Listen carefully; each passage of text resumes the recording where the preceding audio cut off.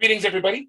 This is the third Monday in January, which is where we traditionally celebrate the birthday of Reverend Dr. Martin Luther King Jr. His birthday is actually January 15th, but in the United States here, we celebrate it as national holiday on every third Monday in January. This is a wonderful day, and I want to encourage all of you to do something in honor and in memory of the life and the legacy of Reverend Dr. Martin Luther King Jr. The reason for this video, this is sort of one of my few efforts to honor him and with regard to his memory, and actually to share a few of my own memories of Reverend Dr. Martin Luther King's life before and after his assassination there in Memphis. So let me just share this first of all. But the most important thing in Reverend Dr. Martin Luther King Jr.'s life after his family was his ministry. He was certainly well known as a civil rights leader and an actor in the civil rights movement. In fact, one of the things he said about himself was that when people remember him, that they should remember that he was a foot soldier for justice. That's a great thing to be able to say. But I'll tell you something. For those of us who lived in the South and who grew up listening to Reverend Dr. Martin Luther King Jr.'s recorded speeches, and primarily his sermons, some of them just recorded like from church in the late 1960s, from his, from his sermons and things on radio stations across the South. What we remembered was his presentation of the gospel, because what he primarily was a minister and a pastor and a preacher. In fact, I personally refer to him as America's prophet. So here he is with in this family photo that I really like, with his wife, Coretta Scott King, his sons and daughter, Dexter King, Martin Luther King III, and Yolanda King. They are sitting next to Mom. Beautiful picture. It's one that we don't commonly see of him. We forget that he was actually both a man and a family man, a human being with family concerns and personal concerns and life concerns. We've sort of made him bigger than life, and the pictures that we show of him are often of him standing, in front of some, pulpit or in some structured environment. Those are all great.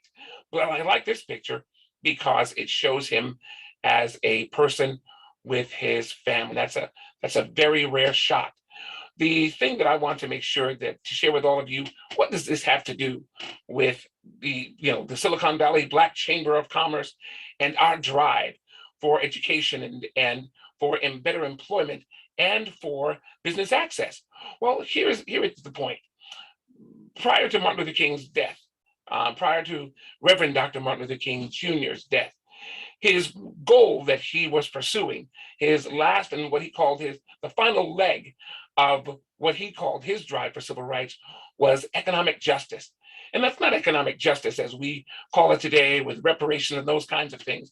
What he referred to as economic justice was giving businesses and individuals who wanted to start businesses, or those in employment situations, giving them access to the full range of government, business, and economic services in order to do their jobs, in order to get an education, in order to get adequate housing, in order to even get access to capital with banks and financial institutions.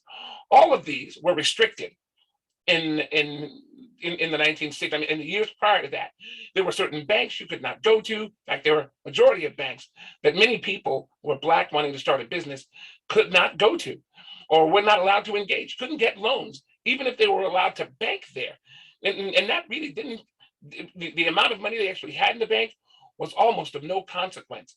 They could not get a business loan, could not get a home loan, in fact, here's an easy example. My grandfather's home was in the Negro Estates area of Oklahoma City. It was the one place where Black people in Oklahoma City were allowed to buy homes. The deed to his home actually says that. Negro Estates at the lowest rates was what the motto on the document on the deed said. You can believe that. So, Reverend Dr. Martin Luther King Jr. was engaged in efforts to address those kinds of problems, address those kinds of issues in society. The really bad news is many Black leaders in quite a few states, including apparently Oklahoma, and Kansas, places like that, were against him, were against his efforts to bring economic equality to their communities, to their homes, and to their neighborhoods and to their states. In Memphis, he wasn't necessarily involved. The event there, the garbage worker strike, wasn't necessarily a Black event. We tend to think of everything Reverend Dr. Martin Luther King was involved in as a Black event. Well, actually, he was involved in a number of global events and human rights and social and civil rights events around the globe, in Sri Lanka, Cambodia, but obviously Vietnam. Reverend Dr. Martin Luther King Jr. was very much focused on driving opportunities for Black businesses and really non-white businesses in general to be able to get access to loans, to grants, to financial support, financial assistance, financial services, even access to the means of starting or supporting or building a business. Even today, in many American cities, the platforms by which you can start a business, or the documents and details and services by which you can start a business, are located in everywhere in many cities except in Black communities. That's or Hispanic communities. And so Reverend Dr. Martin Luther King drove those issues, but they again were not his main focus. They are just the focus of what we are discussing today. It's important to remember that Reverend Dr. Martin Luther King Jr. was a reverend, and he was a minister of the gospel. All of the ideas that he presented, he had been discussing all of his life with his family, with his wife, with instructors and teachers and advisors, with regard to how the gospel should be applied to business, how the gospel should be applied to driving equality in employment and housing and in the economic system. So his last sphere of focus was improving the economic situation, the economic environment for businesses of color, and primarily Black business in America. That was what he was doing when he attended the Memphis garbage worker strike. The garbage workers weren't necessarily all Black. They were actually predominantly white. But the situation was such that working conditions and health conditions for them were abominable. And if you can imagine, the white garbage workers actually had good working conditions and healthcare services and support, as opposed to the Black workers. But in all truth, the situation for all of them was bad.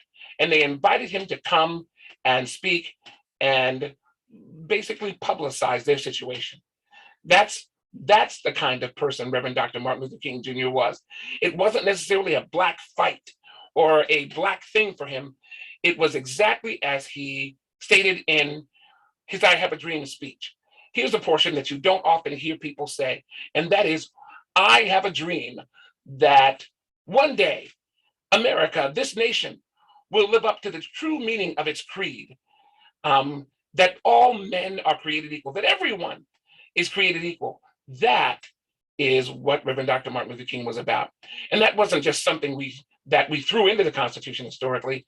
That was something that was stated in Scripture, that should be our stand as a nation, as a culture, as a society, certainly as human beings, and most definitely as Christians.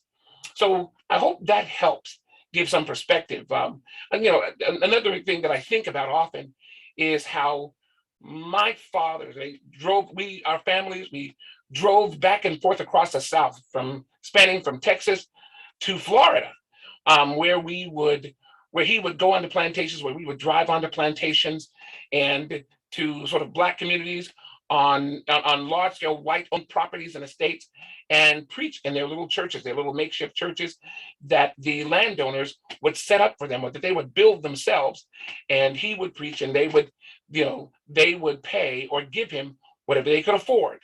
And very often he was discouraged from talking about economic independence, economic growth, self-help, self-development in those communities and in those towns. So much so that if he spoke on that kind of subject, my father would not get paid by the landowners and the property owners who had contracted with him to drive this circuit, to preach to their, let's call them, to their people, every once in a while, to provide them, ministry services. And so, but he did it anyway. Actually, he was one of those types. My father was one of those types. And even though they would warn him, don't preach to them about independence, don't preach to them about self-help, don't preach to them about starting their own businesses or being self-atomized, he would do it anyway. And that was not just because he felt like, disobeying some direct order from a sharecrop landowner, but it was part of the gospel, very much as Martin Luther King did. And so as we would drive across the states and into these small towns and onto these plantations, we would hear on Black radio stations and actually on some white radio stations across the South, the recordings of Reverend Dr. Martin Luther King's sermons. Some of them recently given the day before or the week prior. And this again was both before his death and after. So, there was a program that I remember called Reverend Dr. Martin Luther King Jr. Speaks. Very popular program. I heard it into my teenage years as I traveled with my parents and even with other music organizations as a performer in those kinds of things. But that's a whole nother story. The point is that the goal that Reverend Dr. Martin Luther King Jr. drove in his last days was one of economic equality in terms of the ability to build a business, to drive your own employment and professional future, to drive that, and not just starting with graduating high school and sort of getting a job, but actually having the perspective of pursuing your own business, pursuing self-development opportunities, even if you had no high school education at all. That was the idea, to promote in people the vision to develop themselves, to pursue their own dreams, their own goals, in all truth, no matter what color they were, no matter what color they are. Today, that's our drive in the Silicon Valley Black Chamber of Commerce and in the Center for Entrepreneurial Development. That's our goal, is to drive that effort very much as Reverend Dr. Martin Luther King Jr. did. So as you're thinking about celebrating the holiday, please consider the possibilities, opportunities that present themselves in 2022 for starting your own business, for improving your professional career and opportunities, and for maybe getting additional education that will help you do both, because the services and opportunities for access are there. Thanks for listening. Sam Washington, Silicon Valley Black Chamber of Commerce. Join us, visit our website, contact me directly. But either way, we would look forward to partnering and sharing with you. Thanks so much.